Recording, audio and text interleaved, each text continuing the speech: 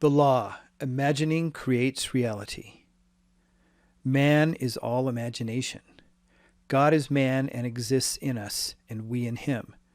The eternal body of man is the imagination, that is God himself. Blake. The purpose of this first portion of the book is to show, through actual true stories, how imagining creates reality. Science progresses by way of hypotheses, tentatively tested and afterwards accepted or rejected according to the facts of experience. The claim that imagining creates reality needs no more consideration than is allowed by science. It proves itself in performance. The world in which we live in is a world of imagination. Professor Morrison of the University of St. Andrews writes, "For Blake, the world originates in a divine activity identical with what we know ourselves as the activity of imagination, his task being to open the immortal eyes of man inward into the worlds of thought, into eternity, ever expanding in the bosom of God, the human imagination. Nothing appears or continues in being by a power of its own. Events happen because comparatively stable imaginal activities created them, and they continue in being only as long as they receive such support. The secret of imagining," writes Douglas Fawcett, "is the greatest of all problems to the solution of which the mystic aspires. Supreme power, supreme wisdom, supreme delight lie in the far-off solution of this mystery.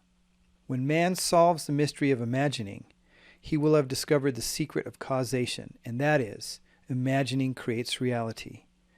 Therefore, the man who is aware of what he is imagining knows what he is creating, realizes more and more that the drama of life is imaginal, not physical. All activity is at bottom imaginal. An awakened imagination works with a purpose. It creates and conserves the desirable and transforms or destroys the undesirable. It creates and conserves the desirable and transforms or destroys the undesirable. Divine imagining and human imagining are not two powers at all, rather one. The valid distinction which exists between the seeming two lies not in the substance with which they operate, but in the degree of intensity of the operant power itself. Acting at high tension, an imaginal act is an immediate objective fact. Keyed low, an imaginal act is realized in a time process, but whether imagination is keyed high or low, it is the ultimate, essentially non-objective reality from which objects are poured forth like sudden fancies. No object is independent of imagining on some level or levels. Everything in the world owes its character to imagination on one of its various levels. Objective reality is solely produced through imagination. Objects seem so independent of our perception of them that we incline to forget that they owe their origin to imagination. The world in which we live in is a world of imagination, and man, through his imaginal activities, creates the realities and the circumstances of life. This he does either knowingly or unknowingly. Men pay too little attention to this priceless gift. The human imagination, and a gift, is practically non-existent unless there is a conscious possession of it and a readiness to use it. All men possess the power to create reality, but this power sleeps as though dead when not consciously exercised. Men live in the very heart of creation, the human imagination, yet are no wiser for what takes place therein. The future will not be fundamentally different from the imaginal activities of man. Therefore, the individual who can summon at will whatever imaginal activity he pleases, and to whom the visions of his imagination are as real as the forms of nature, is a master of his fate. The future is the imaginal activity of man in its creative march. Imagining is the creative power not only of the poet, the artist, the actor and orator, but of the scientist, the inventor, the merchant, and the artisan. Its abuse in unrestrained, unlovely image-making is obvious, but its abuse in undue repression breeds a sterility which robs man of actual wealth of experience. Imagining novel solutions to ever more complex problems is far more noble than to run from problems. Life is the continual solution of a continuously synthetic problem. Imagining creates events. The world, created out of men's imagining, comprises unnumbered warring beliefs. Therefore, there can never be a perfectly stable or static state. Today's events are bound to disturb yesterday's established order. Imaginative men and women invariably unsettle a pre-existing peace of mind. Do not bow before the dictate of facts and accept life on the basis of the world without. Assert the supremacy of your imaginal acts over facts and put all things in subjection to them. Hold fast your ideal in your imagination. Nothing can take it from you but your failure to persist imagining the ideal realized. Imagine only such states that are of value or promise well. To attempt to change circumstances before you change your imaginal activity is to struggle against the very nature of things.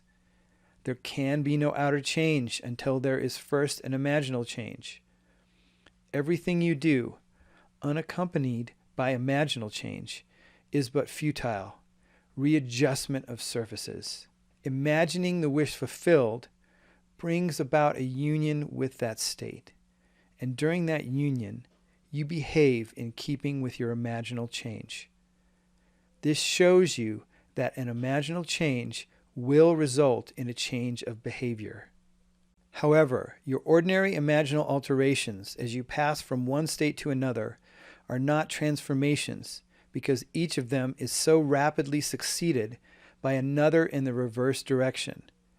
But whenever one state grows so stable as to become your constant mood, your habitual attitude, then that habitual state defines your character and is a true transformation. How do you do it? Self-abandonment. That is the secret. You must abandon yourself mentally to your wish fulfilled in your love for that state, and in doing so, live in the new state and no more in the old state. You can't commit yourself to what you do not love, so the secret of self-commission is faith plus love. Faith is believing the unbelievable.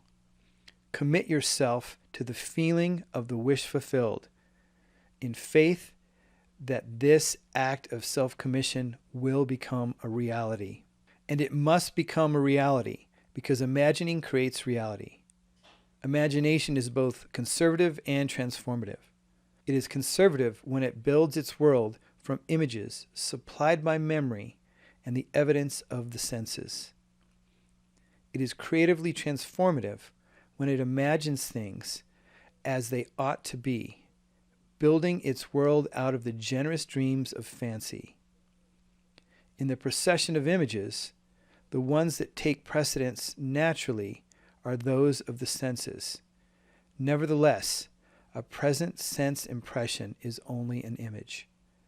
It does not differ in nature from a memory image or the image of a wish. What makes a present sense impression so objectively real is the individual's imagination functioning in it and thinking from it, whereas in a memory image or a wish, the individual's imagination is not functioning in it and thinking from it, but is functioning out of it and thinking of it. If you would enter into the image in your imagination, then would you know what it is to be creatively transformative? Then would you realize your wish? And then you would be happy. Every image can be embodied, but unless you, yourself, enter the image and think from it, it is incapable of birth. Therefore, it is the height of folly to expect the wish to be realized by the mere passage of time. That which requires imaginative occupancy to produce its effect obviously cannot be affected without such occupancy. You cannot be in one image and not suffer the consequences of not being in another. Imagination is spiritual sensation.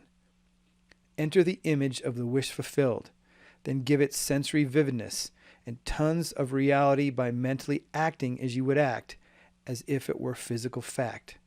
Now, this is what I mean by spiritual sensation. Imagine that you are holding a rose in your hand. Smell it. Do you detect the odor of roses? Well, if the rose is not there, why is its fragrance in the air? Through spiritual sensation, that is, through imaginal sight, sound, scent, taste, and touch, you can give to the image sensory vividness. If you do this, all things will conspire to aid your harvesting, and upon reflection, you will see how subtle were the threads that led to your goal.